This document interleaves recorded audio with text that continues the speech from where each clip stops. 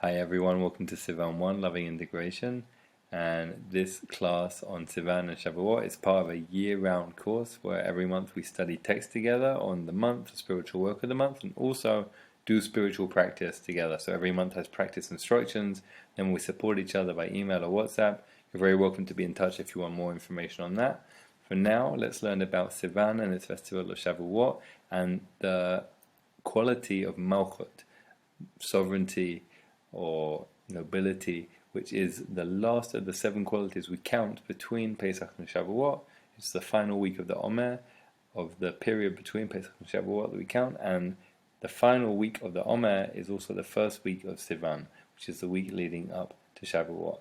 So let's learn about Malchut and about Shavuot, and we start, as we always do, almost always, with Sefer Yetzirah, the oldest work of Kabbalah, very ancient work, very primal work, and Sefer Yetzirah tells us what we have to work on each month. It tells us about this month of Sivan, that it's related to the letter Zayin, the 7th letter of Aleph Bet, and it's related to motion, Hiluch, and it's related to Gemini, the constellation, Tu'umim. And it's interesting that the month of receiving Torah is related to motion, because I think a lot of people have connotations for receiving Torah being something that we do quite passively. Receiving, right? That doesn't sound so active. But actually, the Jewish way of life and the body of Jewish law being called halacha or halicha, a walking, a way, and hiluch here I think is alluding to the fact that if we really want to be receiving Torah in a meaningful way, we have to be living it dynamically, which means walking a path. So receiving Torah is more of a path and less of a passive act of just opening our hands and that's it. There's something active and actually ties in with the fact that our body of law, the system of Jewish life, is called halacha, which is walking. Halicha is walking. So we are being given a hint there that the act of receiving Torah is not a passive thing. And also we're told here that in Sefer Yetzirah, in the first source, that the constellation, the sign of our month, is Gemini, just like in Western astrology. The Western and Jewish astrology mostly align pretty well. And Gemini, in Hebrew, the word for it is Tu'umim, the twins. So just like, again, in Western astrology, but significant, we're going to see some teachings about who those twins might be, about why this month is connected to the twins. That's the very next teaching from the great Kabbalist Chida in his commentary on the Torah, Pnei David. He says, the month of Sivan, in which the Torah was given, is the month of the constellation Gemini, the twins, to teach the unification of the Holy Blessed One, Divine Masculine, and Shekhinah, Divine Feminine, which is caused by learning Torah. So this is a great window into the worldview of the Kabbalists that says that the divine is alienated from itself. The universe is broken, and that the divine is ruptured, is split, the masculine, the feminine, the higher and the lower divided, and that it's our job to repair them. And the Chida's particular teaching here related to Shavuot and receiving the Torah this month is it's learning Torah. It's connecting with the Torah and internalizing it ourselves, which is going to repair that rupture between the divine masculine and divine feminine. And those are the twins. Those are the two twins that we're trying to bring back together. And we're going to see a few different interpretations of what those twins might be and how it affects us and what our work to do is. And we're going to see another teaching now at the bottom of the page from the great Hasidic master of Sadok. And he says something interesting about the progress between the previous month of Nisan and Iyar. So Nisan, the month of Pesach, then leads into Iyar is the only month that has no holidays except the counting of the Omer. So the month of Nisan, the letter of it is Hey, and then the month after Iyar, the previous month, is the letter of it is Vav. So that's the 5th letter of the alphabet, and then the 6th. And then our month, as I said before, is the 7th, Zayin. So we had the progression 5, 6, 7, and the Pre-Tzaddik Rav Sadok is saying here, the Zayin of Sivan includes the 7 lower attributes, which is the unification of the Holy Blessed One and the Shekhinah. So to kind of decode this and bring it into to our lives, our month of Sivan, we're about to begin, is the month of completion. If you look at the picture of the Sefirot that I sent in the chat, the link to the wiki page, you'll see the diagram. You'll see there are 7 lower Sefirot that manifest fully in this world. Those are the 7 Sefirot that we count during the period of the Omer between Pesach and Shavuot. We go on that journey. So the Zion is the culmination of that whole process, and it relates to the bottom of the 7 lower ones, because we count downwards to include, we get to the bottom one last, which is Malchut or Shekhinah. But the Shekhinah is the divine feminine. Now, the 6 medium one, the middle ones that we counted previous to Malchut, that we didn't, before we get to Malchut, the 6 relates to the previous month of ER. That's why its letter is the Vav, and it also relates to what the Kabbalists call here the Holy Blessed One, Kuja Baruch Hu, which is the divine masculine.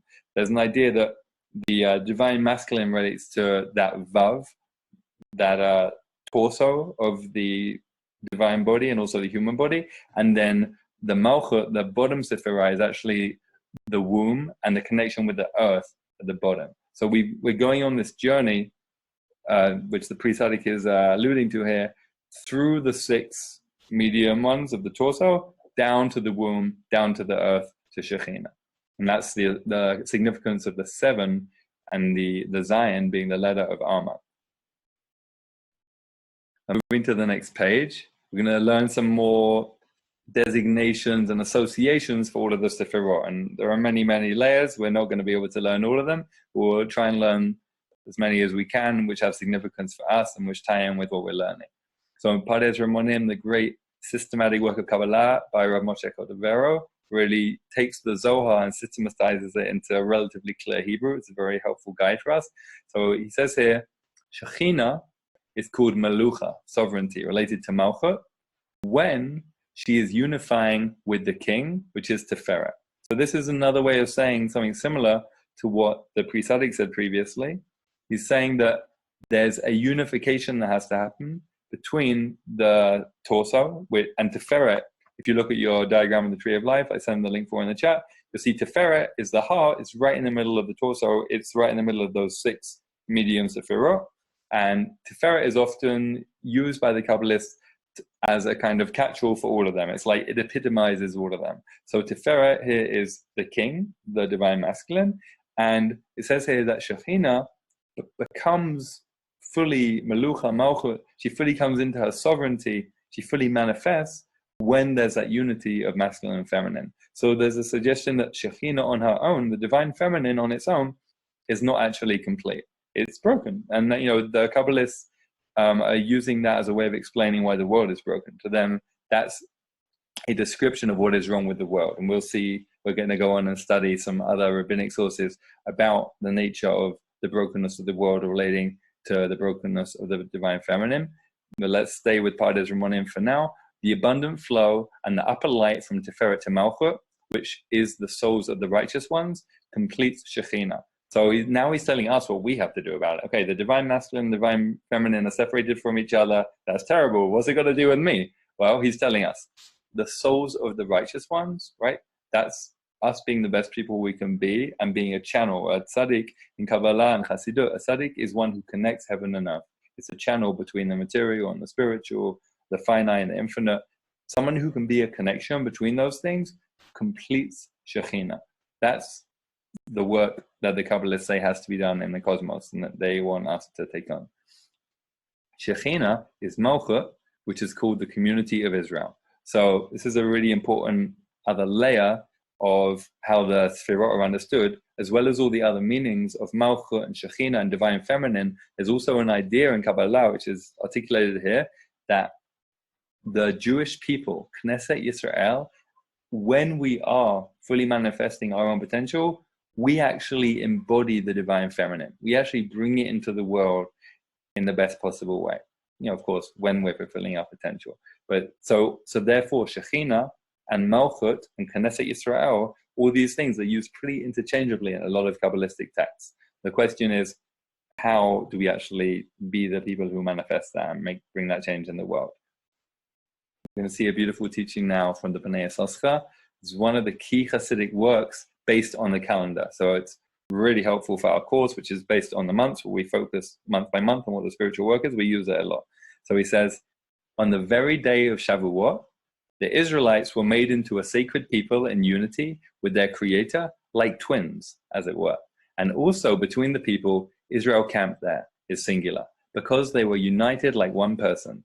And so the Zohar points out that Te'omim, the twins, can have the same numerical value as Malchut.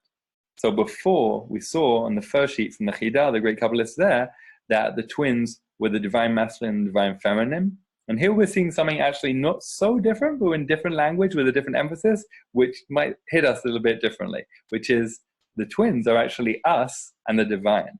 Like I said before, according to the Pardes Ramonim and many other Kabbalistic texts, when the Jewish people are being their fullest best self, we actually are the divine feminine. So it's not actually such a different formulation. It's divine feminine meets divine masculine, and divine feminine is interchangeable with Jewish people. But it's striking because the B'nai Sosker's formulation really puts more emphasis on us and the work that we have to do to make this happen. Because he's less concerned with like what's going on up there, as it were, and a bit more concerned with what's going on in here and down here. And what does it mean for us to relate to the Creator as a twin? Right? It's a very striking image. We're used to maybe like classical theological images of like, you know, God is an old man in the sky with the beard and so on, right? Very familiar to a lot of us, and that stays with a lot of us. But actually, our tradition is very diverse in the ways that God is represented, and our connection to the Ein Sof is represented. And this is a very powerful thing for us to think about, going into Shavuot especially. In Shavuot, we often talk about marrying the divine. But also, like, what does it mean to have a twin who's the divine? What does that mean? The infinite, who's giving us the Torah, who's guiding us through life, who created everything, is in some way our twin. One more source from Pardes Ramonim to complete this section. He says, sometimes all the Sefirot are united, and sometimes they are each in their own designated place. Pesach is Chesed, and Shavuot is Tiferet, Rosh Hashanah is Gevurah, Sukkot is Yesod, Shmini Atzeret is Malchut, Hanukkah and Purim are Netzach and Hod. So each of these could obviously be like a whole course in its own right. We won't be able to go into all of them, but it's interesting to note that the work of Shavuot, of our festival, of our month, according to Kabbalah, is Tiferet.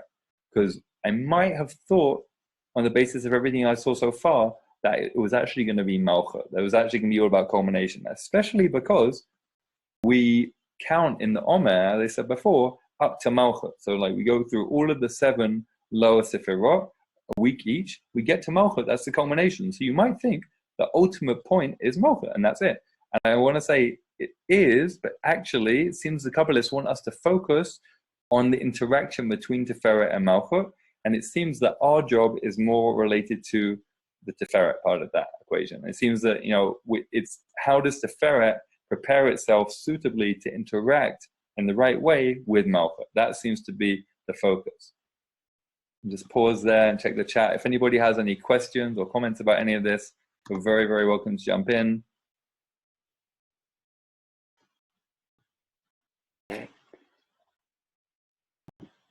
Okay, well then I'm going to keep going. All right, section 2. So this is a favorite text, a very important text, really foundational text for understanding the place of the feminine in the Jewish tradition generally, and it's an incredibly radical text. It's in the Talmud, which we know was written by men and pretty much for men, and yet it seems to say something deeply profound about the brokenness of relationship between masculine and feminine forces in the world. So it goes like this. Rabbi Shimon ben Pazi notes the contradiction. The verse at the beginning of the Torah in Genesis and Bereshit says, and God made the 2 great lights. But then the same verse says, the great light and the lesser light. So, you know, which one is it? It's like, there's 2 big ones, or there's 1 big one and 1 small one. Make up your mind. So now we're going to have a story which was innovated by the rabbis to explain that contradiction in that verse, and also to explain the state of the world that they live in. The moon said before the Holy One, God, Master of the world, is it possible for 2 rulers to use 1 crown? God said to her, go and diminish yourself. She said before God, Master of the universe, because I asked a good question, I should diminish myself?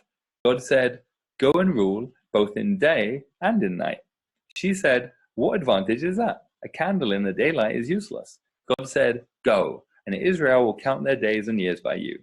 She said, they use the daylight of the sun to count seasonal cycles as well. ...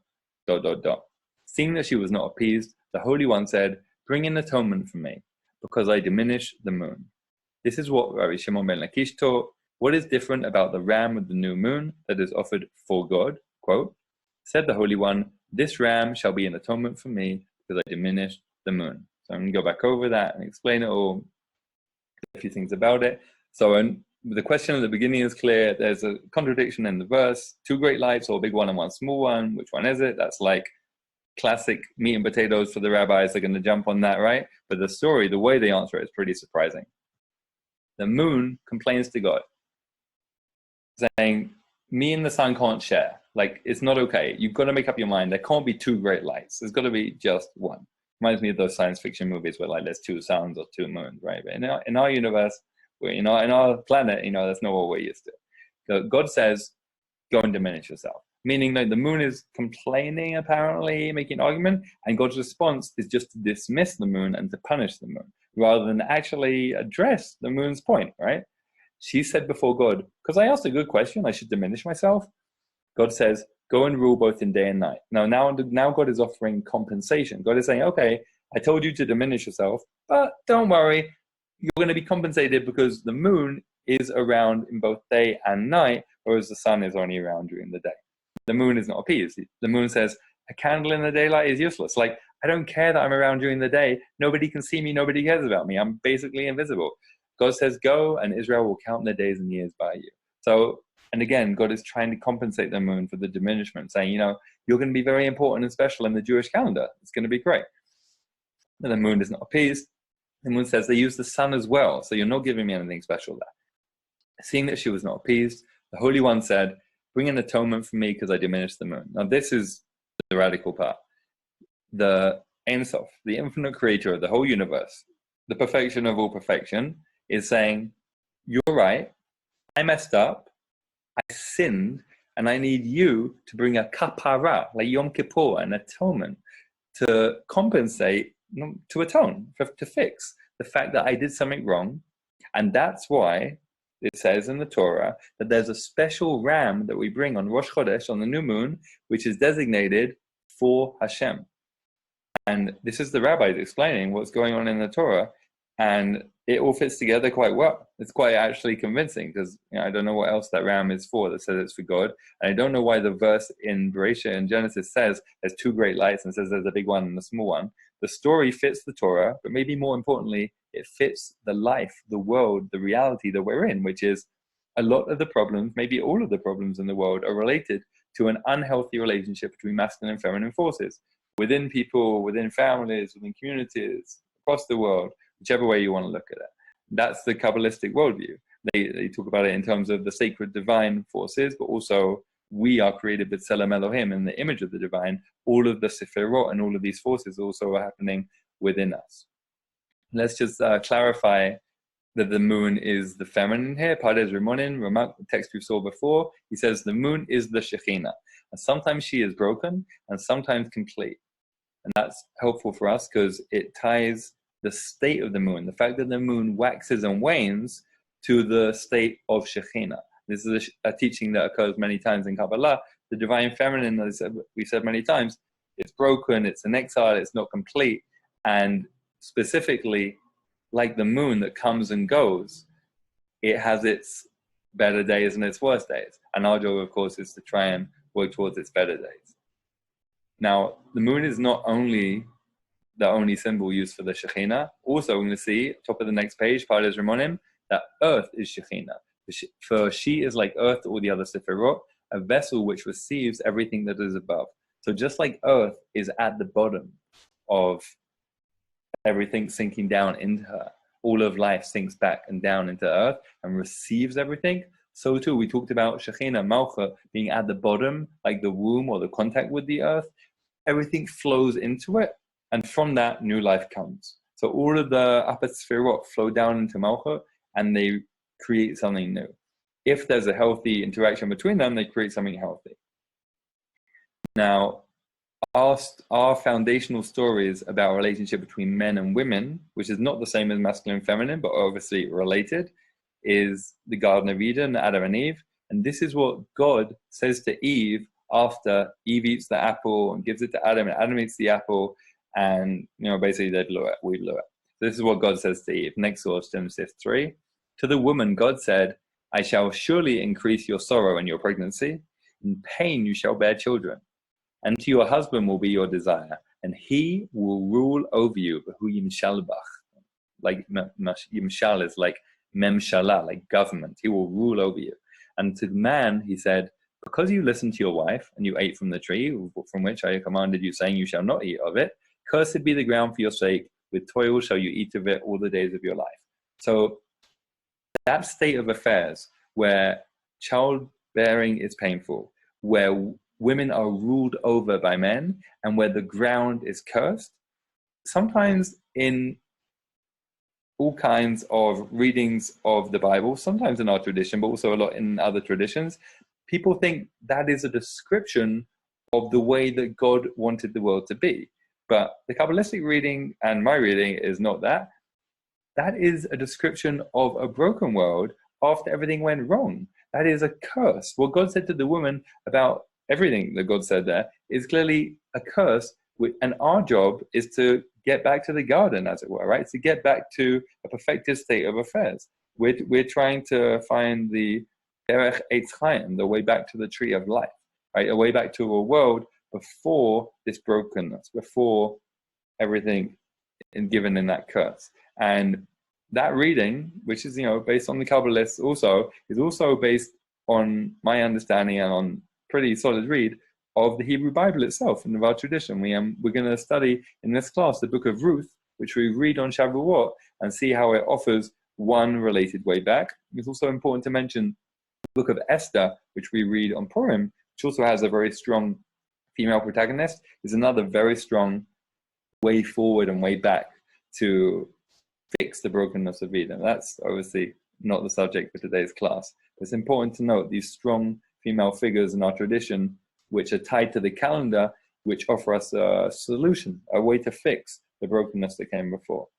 So what I'm interested in right now is in something called Kiddush Lavana, the sanctification of the new moon. Every month, the new moon appears in the sky. We have traditional prayers that we say to welcome and bless the moon and to thank God for the renewal of the moon. This is the verse from Isaiah, which is we're going to see quoted in that prayer. And the light of the moon shall be like the light of the sun, and the light of the sun shall be sevenfold, like the light of the 7 days. On the day the Eternal binds the brokenness of his people, and he will heal the crushing blows they have suffered. So it ties there together very clearly. The moon, which we saw is connected to Shekhinah, and our people, which we saw connected to Shekhinah, right? So see that they're very closely connected there. Also, interestingly, I don't really think it's completely clear that the moon is going to be like the sun, and the sun is going to be sevenfold, but does that mean that the sun is going to be even more than the moon?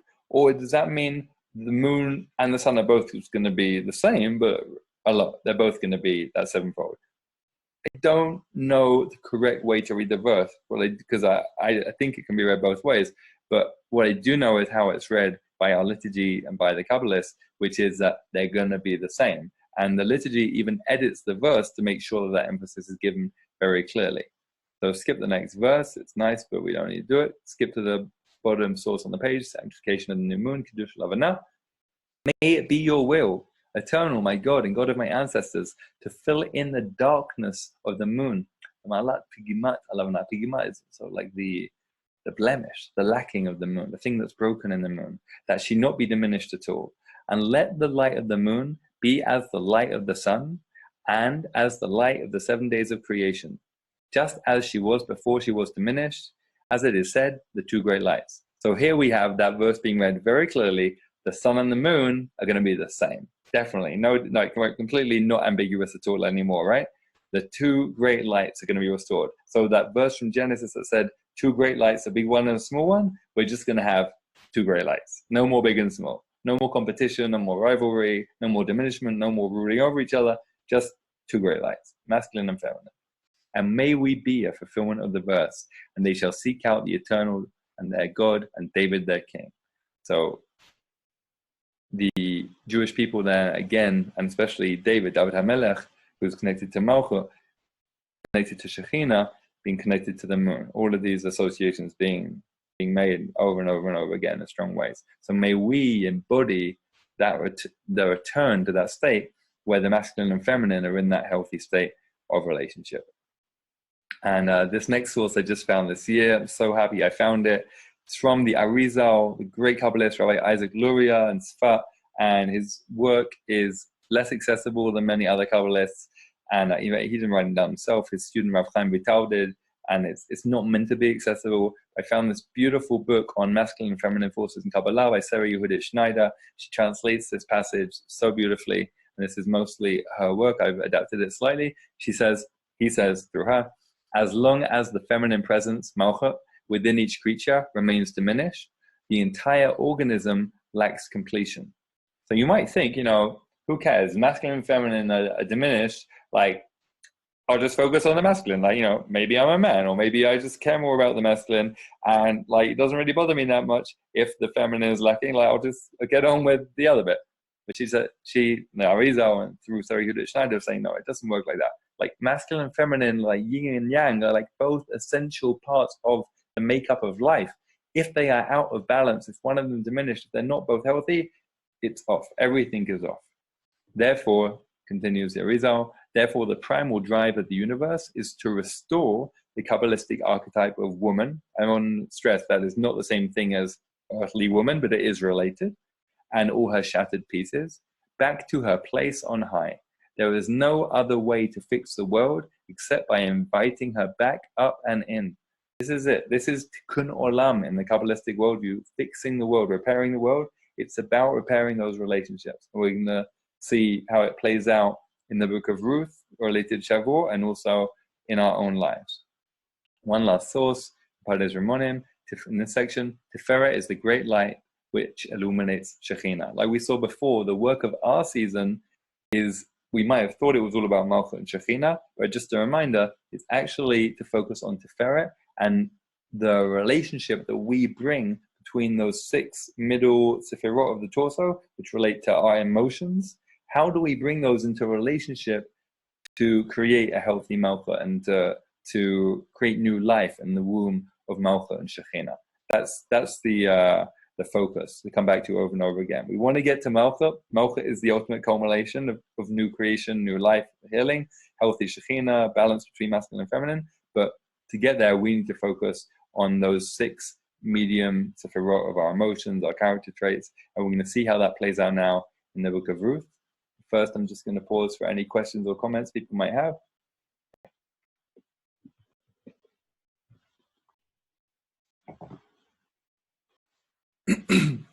Okay, well, then I'm going to carry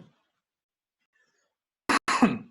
Section 3, from ruthlessness to harmony to loving synergy. So, Ruth, the Book of Ruth. If somebody is ruthless, what are they? Right? They are devoid of compassion, mercy, something in the heart, right? I don't know. I haven't been able to ascertain if that's definitely the etymology of the word, but it's a very interesting connection nonetheless. The context for the Book of Ruth is probably the 2 most disturbing stories in the whole of the Hebrew Bible, which is saying something, because our Bible isn't very nice. The Tanakh is not pretty. It's not like about like saints being good people, like doing good things, being holy. There's a little bit of that. There's a lot of like real life. So this is one of the most disturbing stories in the whole Torah. Some of you may know it. It's famous. It's from Genesis about Sodom. And then we're going to see an even more disturbing story from later on in the Bible, from the Book of Judges, from Shoftim.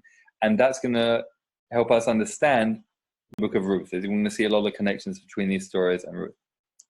So this story, the angels have just been to visit Abraham in the previous chapter. And now they go, bye-bye, Abraham. We're going to go off to Sodom. The 2 angels come to Sodom at evening, and Lot sat in the gate of Sodom. And Lot saw them and rose up to meet them, and he fell down on his face to the earth, saying, "Look, my lords, please turn aside into your servant's house and stay all night and wash your feet. You will rise up early and go on your way." Like, thank God that Lot seems to have learned something positive from his time with Abraham. Lot is Abraham's nephew. He learned about hospitality. He learned about welcoming in strangers. He learned about protecting people in a dangerous place. That's great. So far, so good. And they said, "No, we will stay in the street." Remember, he doesn't know the angels. They look like men. And he pressed them greatly, and they turned to him and entered his house, and he made them a feast, and he baked matzot, and they ate. So apparently, according to the commentaries, it may have actually been Pesach time. So the angels, pretending to be people, go into Lot's house. They're eating, they're drinking, everything is good, hopefully, but carries on. But before they lay down, the men of the city, the men of Sodom, from young to old, all the people from every part of the city surrounded the house, and they called to Lot, saying to him, "Where are the men that came into you last night? Bring them out to us, and we will know them." Know them in the biblical sense. We will rape them. And Lot went out to them, to the door, and shut the door after him. And he said, "Please, my brothers, do not commit such evil. Look, I have 2 daughters that have not known man. Please bring them out to you, and you do with them as is good in your eyes. But to these men do nothing, since they've come under the shadow of my roof." And they said, "Stand back."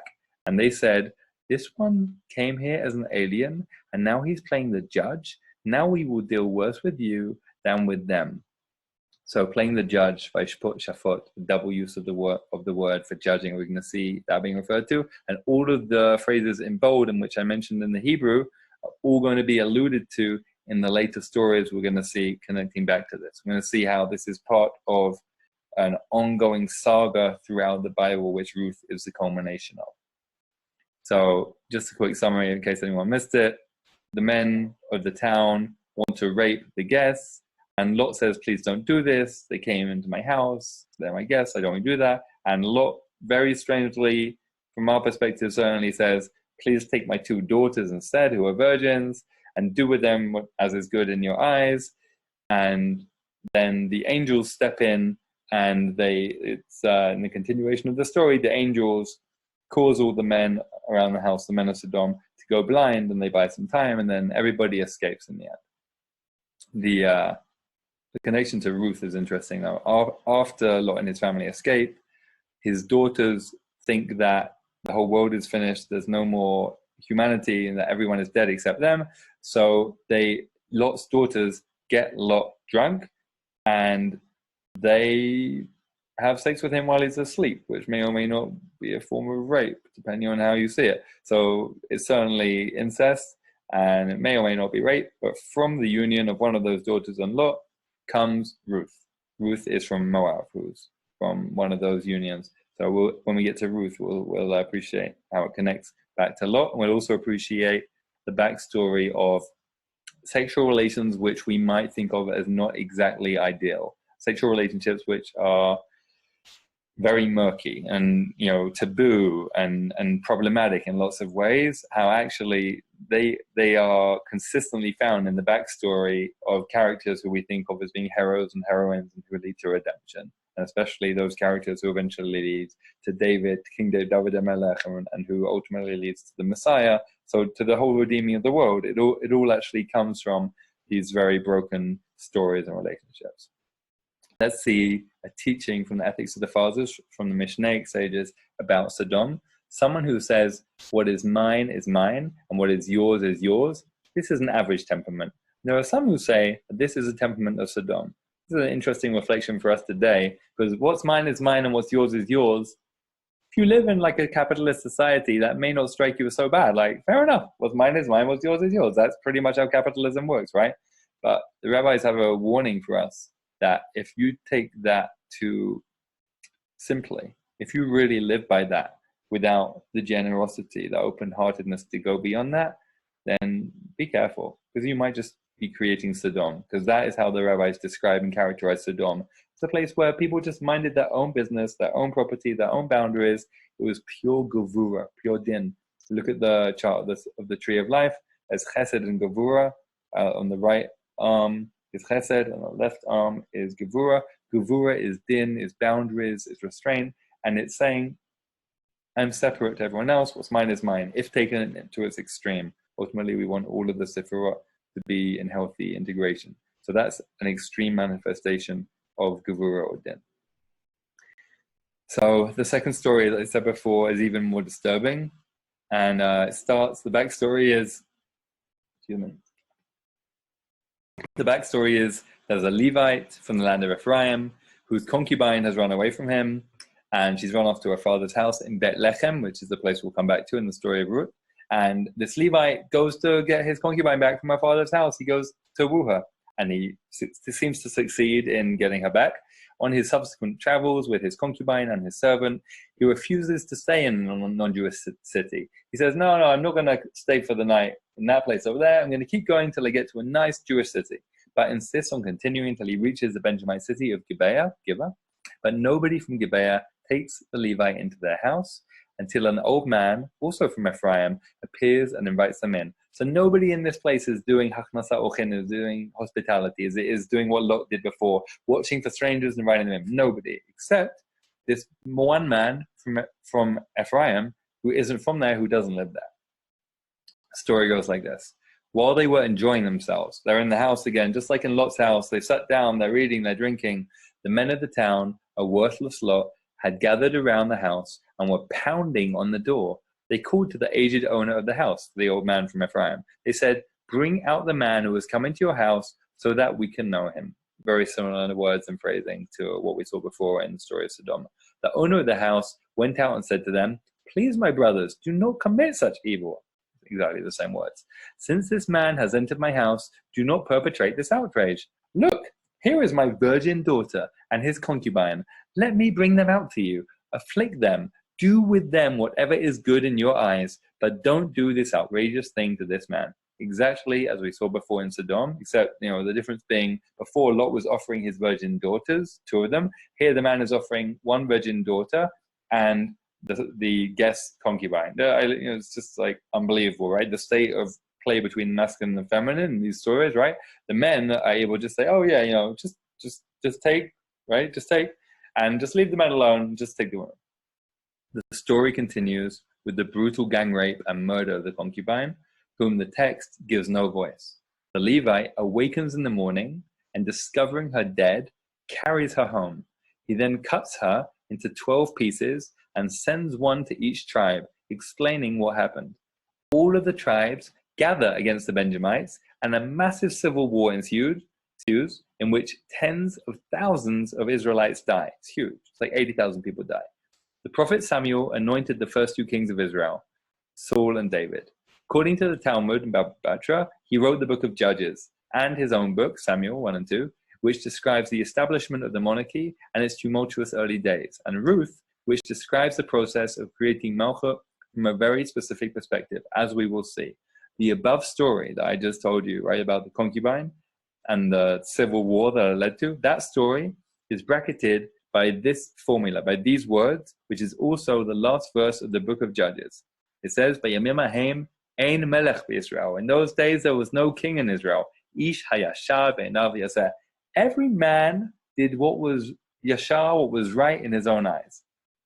So we see how far that got us. The Book of Shoftim, the Book of Judges, stresses over and over again, there's no king, everyone's just doing what's right in their own eyes, and look where it leads. And as I just read, the Book of Judges was written by Samuel. And Samuel was the prophet who anointed the first 2 kings of Israel. He is the human bridge to Malchut, to sovereignty, to kingship, to the fixing of the masculine and feminine. He personally embodies that transition from the chaos of the bloody civil war and the terrible stories we just read to the later situation where at least sometimes there was some sense of cohesion and healthy balance in society, at least in its ideal state. So Samuel also wrote the Book of Ruth, and according to tradition. And that is what we're going to see now, very much in the context of everything we saw before. And just like we saw before, the double use of the verb for judging in the story of Sodom, now we're going to see it in the very first verse of Ruth. Ruth 1:1. It came to pass in the days when the judges judged. There was a famine in the land, and a certain man of Bethlehem, the place we saw before in Judah, went to sojourn in the field of Moab, he and his wife and his 2 sons. Moab, as I said before, is the nation that comes from the union of Lot and one of his daughters, an incestuous rape union. So all these stories are very intimately connected. What does it mean that the judges were judged?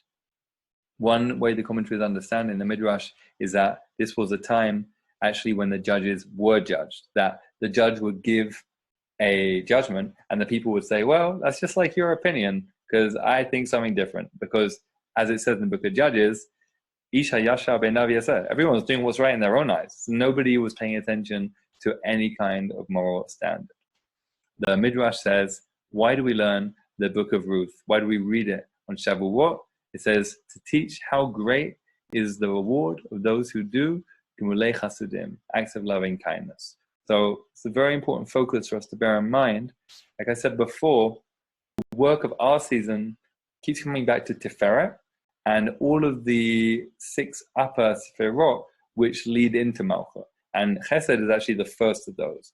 And Gemilat Chasidim relates to Chesed, and Ruth's name certainly seems to relate to Chesed.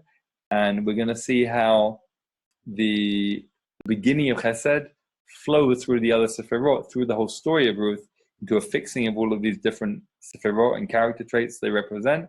Eventually we get to Malchut. I'm just seeing a comment on the chat from Dorit. I thought that God was disappointed that we asked for a human king. Yes. It's a complex discussion for another time, but in short, Dorit, good question. The Torah actually says that we can and really seems to suggest we should have a king. It seems from the stories about having a king that the thing which upsets God is actually the way that the people approach the issue of having a king, is because they say, we want to have a king just like all the other peoples around, instead of saying, we want to have a king so we can serve the divine better, be the unique selves that we are. And that seems to be the tension there around the issue of whether the people should have had asked for a king or how they asked for it. But having a king generally is actually something that seems to be a potential ideal if it's done in the right way. And actually, your question also really points to the difference between Saul, who was the first king, who had a very brief reign of only 2 years, and who was, basically a disaster, and David, who was the idealized king, who, although he did plenty of things wrong and everything, in our tradition represents the ideal king. So the tradition says Saul, because the people asked for him in the wrong way at the wrong time, he was never really king in the same legitimate way that David was. David really represents what it means to have a healthy monarchy, healthy sovereignty. Okay, thank you for the question. So Ruth, we're going on this journey through the Sefirot, through the character traits. Begins with the family of Elimelech leaving the Holy Land, leaving Bethlehem, where they live, because there's a famine. And the Midrash says it's because they were wealthy and they don't want to help people. But they go off to Moab, they go off to the neighboring non-Jewish civilization, essentially in Jordan today, and everything is disastrously bad for them there. Everybody dies. Elimelech dies, their 2 sons die, and Nomi, Elimelech's wife, is left a widow on her own, right? And all she has left is her 2 daughters-in-law. One daughter-in-law, Orpah, kisses her goodbye, turns the back of her neck to her. That's what her name means, Orpah, turns her neck. And Ruth decides not to. Ruth decides to stay with Nomi, and that is the beginning of the transformation, not only of their family, but of the whole people. This is what Ruth says to Naomi about that. Don't ask me to leave you and to return from following after you. For where you go, I will go. And where you lodge, I will lodge. Your people shall be my people, and your God, my God. Where you die, I will die, and there I will be buried. The Eternal do so to me, and more also, if anything but death separates you and me. But what's fascinating is that Ruth, who joins our people, becomes the archetype of what it means to convert to our people. The Talmud, Yevamot, says, what are the steps that people have to go to become Jewish? And, there are lots of opinions and there are lots of suggestions that an important part of the process is to learn the laws which Jews have to keep, the halakha that we mentioned before, right? That's an important part of Jewish practice, especially for the rabbis of the Talmud. But actually, in the Talmud and in all of the early classic texts, and even in the halakha as it's codified, priority is given over and over again to these words of Ruth and to the ethos they represent, which is it's all about the sense of belonging to the people and identification with the people. And then after that, secondary to that is, you need to tell the person what to do. Like, they need to know, Jews keep Shabbat, and this is how we do it. But first and foremost is this sense of love and connection. And this is very related to Shavuot, the idea that when the Jewish people received the Torah, we didn't even know what was in it. We said, Na'aseh v'nishma. We said, we'll do whatever is in it, and then later on, you can tell us what is in it, right? We will agree to it before you even tell us what's in it, because it's a marriage with the divine, as I mentioned before. It's a classical rabbinic image for Shavuot, and as we saw earlier in this class, we also think of it in terms of a sibling relationship with the divine. We could be twins with the divine on Shavuot.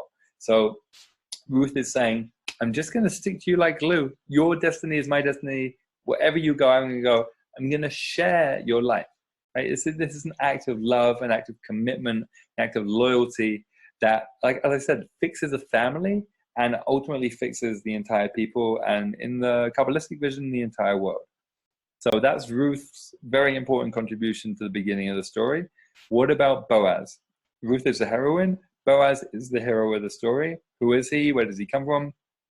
He's a descendant of Tamar and Yehuda of Judah, which is a whole nother story about incestuous, taboo sexual relationships, which seem to be murky and inappropriate, and which lead to redemption ultimately, which ultimately redeemed, leads to Boaz, lead to the union of Boaz and Ruth, and from them eventually will come King David and the Messiah according to the tradition. So let's see something about Boaz and understand what kind of man he was and how he's portrayed in the tradition.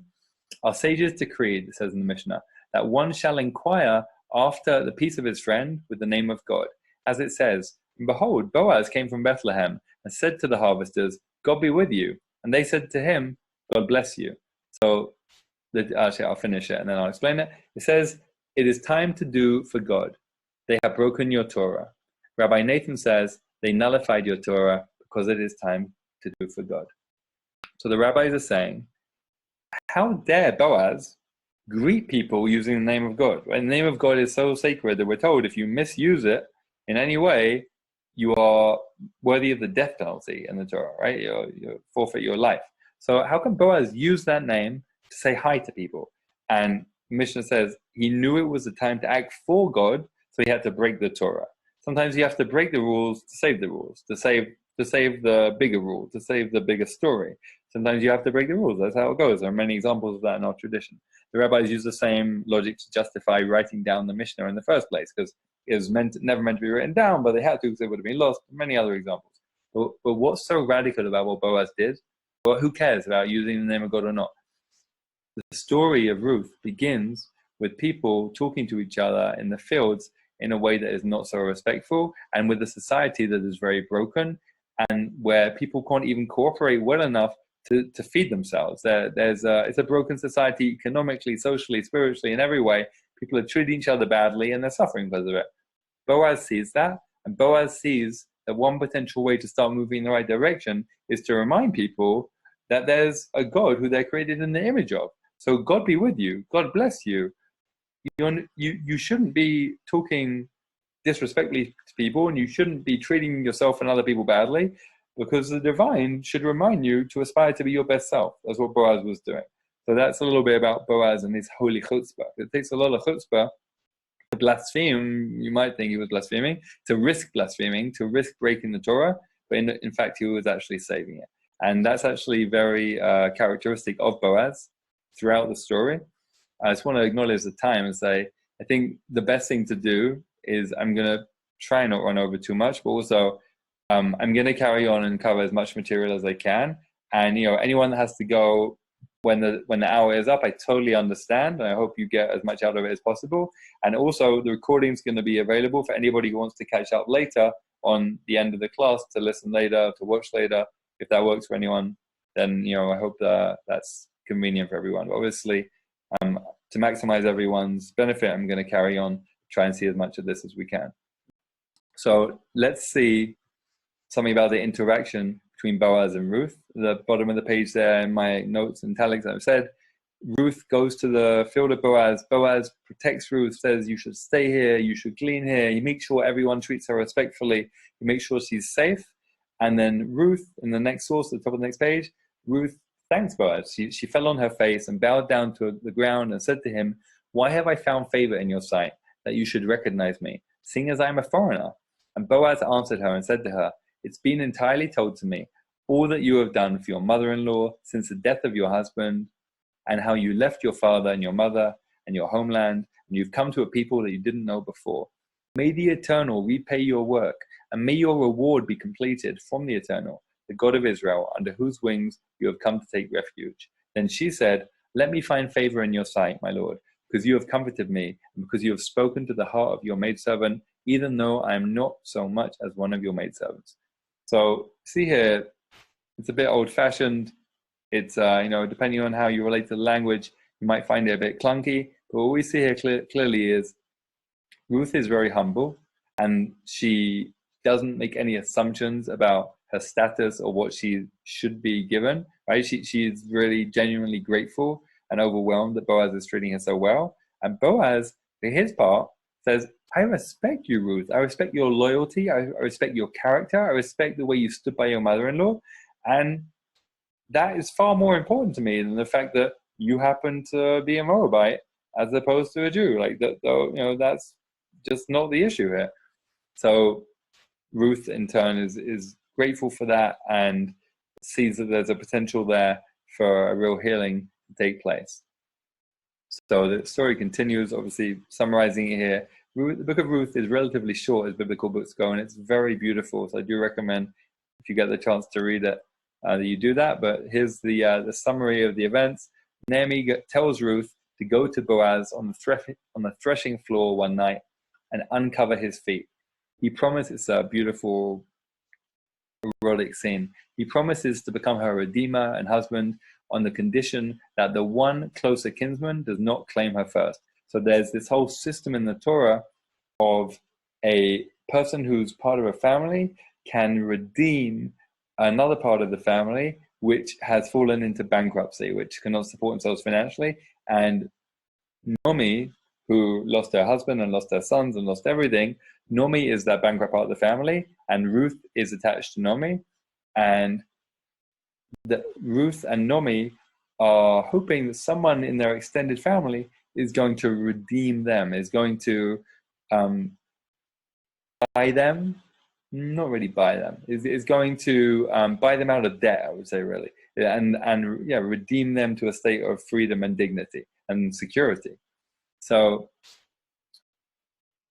sorry about the crying baby in the background, but my wonderful wife is hopefully going to make sure he's okay.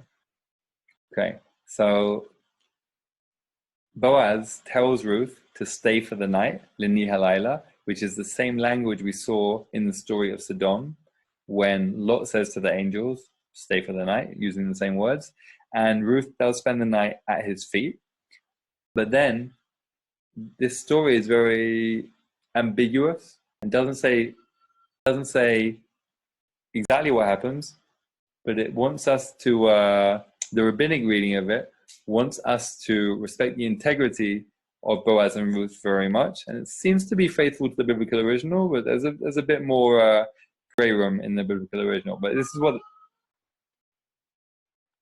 the rabbis in the Talmud say in Sanhedrin. They say, Joseph's strong temptation was but a petty trial to Boaz. Now Joseph is the archetype, the epitome of the Sephirah of Yesod, which if you look at the diagram of the Tree of Life, you'll see Yesod relates to the phallus, which leads down to the womb. It's the bridge to Malchut and new life. And Joseph resisted the temptation of Potiphar's wife. And here the rabbi is saying Boaz's temptation was much worse, that Ruth coming to him on the threshing floor and uncovering his feet was actually way harder trial, but Boaz withstood it. And what happens partly as a result of them successfully withstanding temptation and generally acting in a dignified way with each other and seeing the best in each other, is that they are able to redeem their relationship, redeem the family, and as I said, redeem the whole people. Next day, they are joined through a levirate marriage, which is an institution the Torah sets up. And this is what the townspeople say to Ruth when she joins the people and she marries Boaz. They say, "May the Eternal make the woman who is coming into your house, Ruth, like Rachel and Leah, both of whom built up the house of Israel. Prosper in Ephrathah and perpetuate your name in Bethlehem." Now that is an amazing thing for the people to say of Bethlehem, because first of all, they put Ephrathah before Bethlehem, and also they put Rachel before Leah. And these are the people of the tribe of Judah who come from Leah. And the whole Hebrew Bible, the whole Tanakh, is full of the rivalry between Rachel and Leah and their sons and their continuation. And there's even a civil war between them later. And the whole northern kingdom coming from Rachel is the 10 tribes which are actually lost.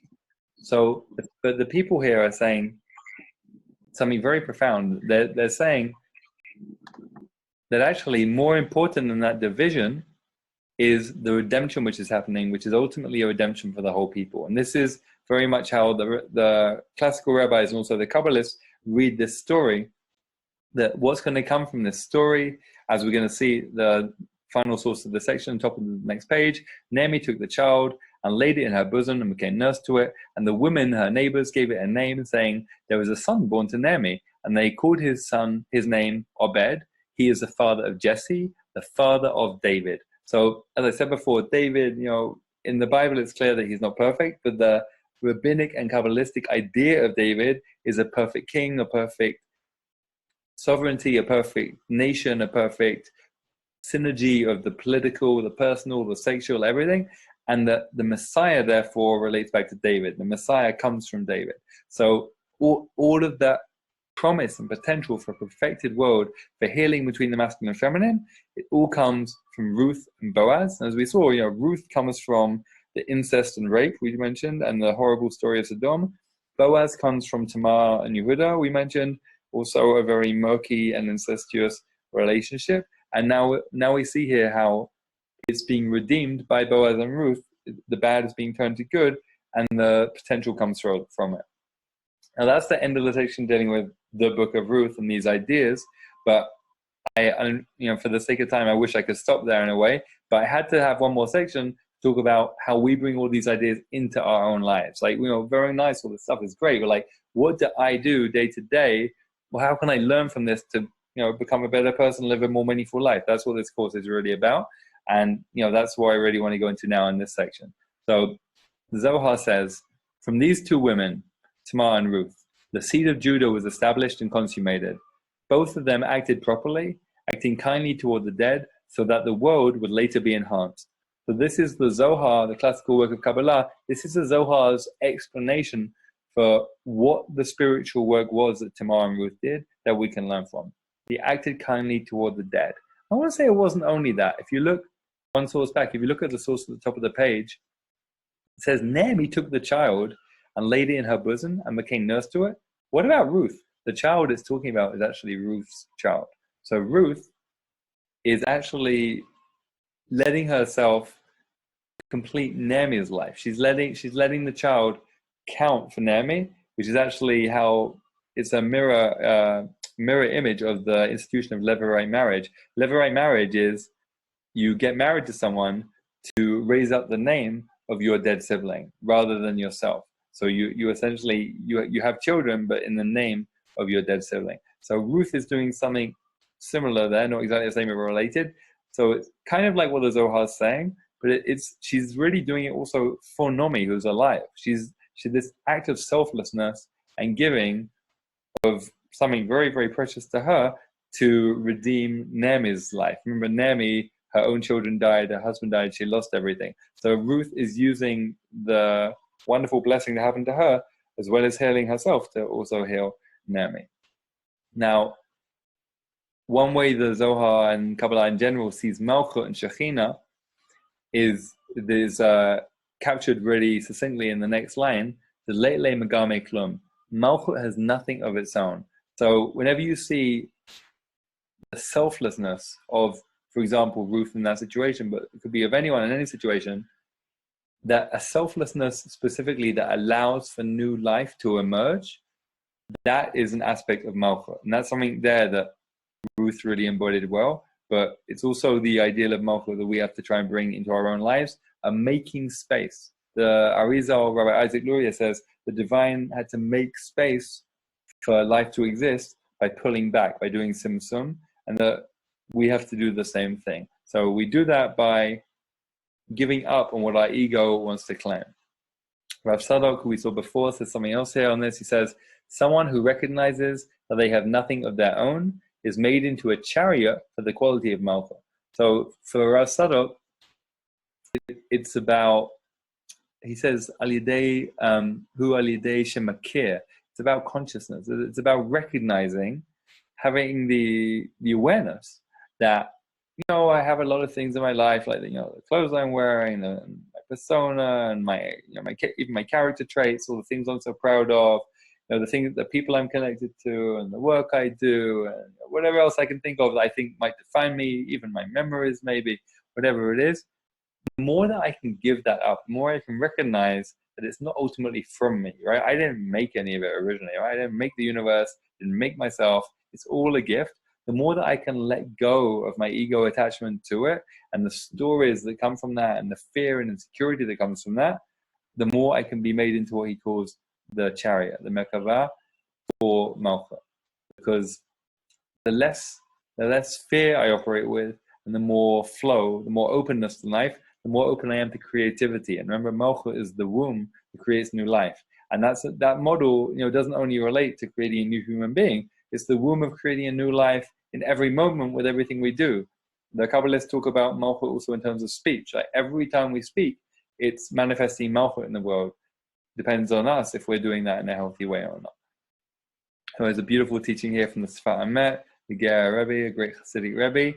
He compares here Joseph and David. And Joseph, as we said before, represents the Sephirah of Yesod, which is the male phallus and integrity. And David, as we said, is Malchut. So let's learn about Joseph and David. He says Joseph and David are 2 levels. Joseph gives what from his own, gives from what is his own. And Judah has the quality of the Malchut of David, that he has nothing of his own. All his strength is that which he is a vessel to receive. He is always ready in humility before the blessed Lord. And through this humbling of himself, he fixes everything.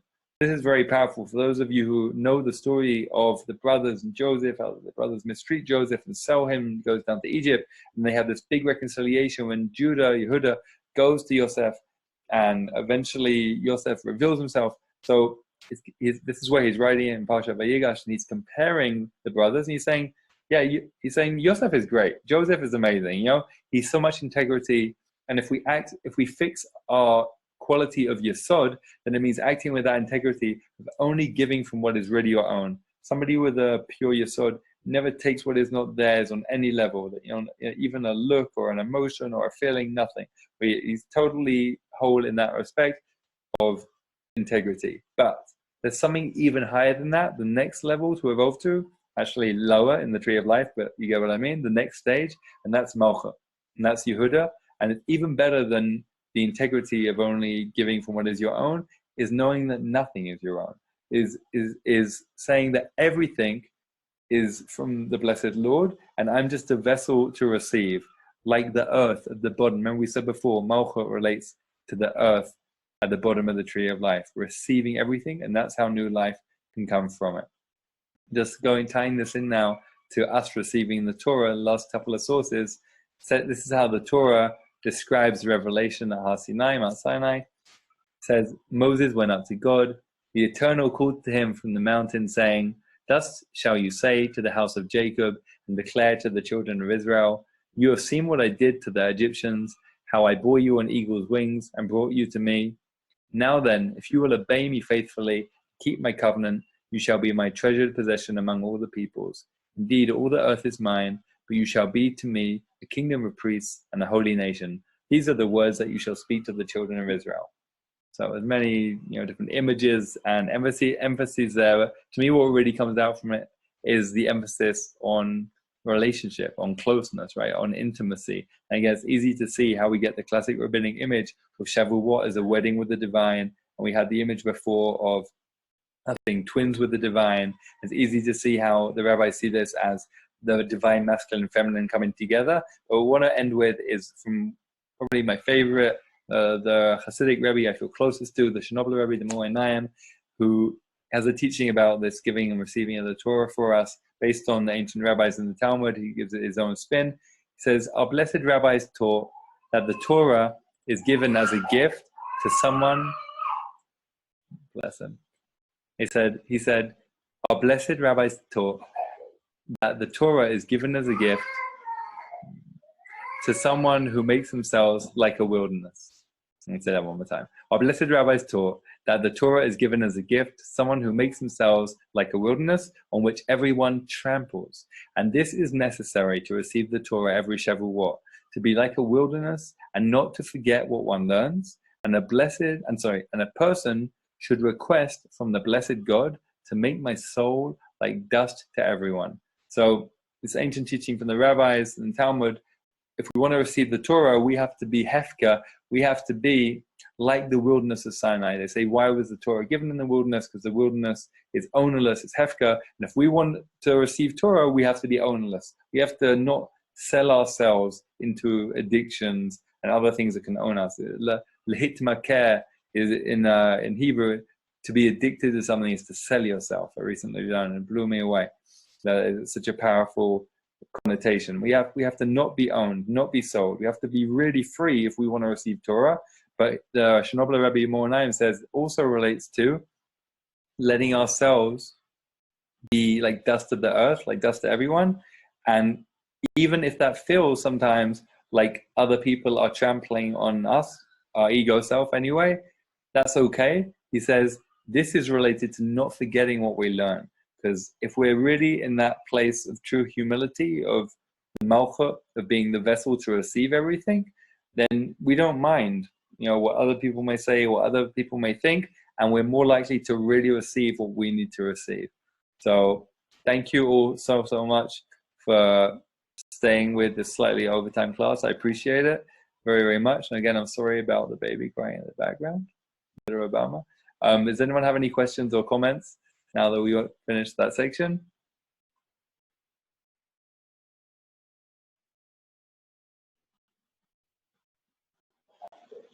Okay, we've got a few thank yous. That's awesome. Thank you everyone very, very much. I'll end the class. Please be in touch if you have any questions about what we learned tonight or generally.